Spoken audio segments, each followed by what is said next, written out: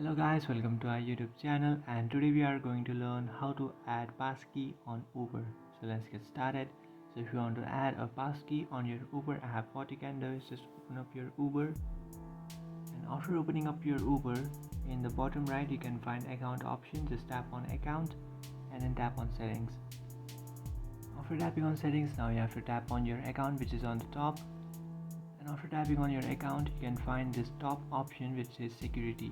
So just tap on security, and then you can find the second option which says passkeys. So just tap on passkey and you can create a passkey.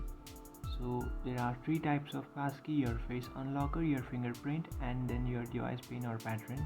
You can choose from any one of those.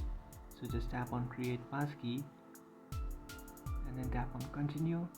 After tapping on continue, just tap on use screen unlock. Just tap on use screen lock, and after tapping on use screen lock, now you have to enter your mobile pattern, and now you have to enter your mobile pin, and after entering that, just tap on next, and after tapping on next, you have successfully added a passkey. Now what you can do is just go ahead and add your fingerprint, or you can use your pin instead. So that's it guys, this is how to add a passkey on Uber. If you find this video helpful, don't forget to like and subscribe to our channel.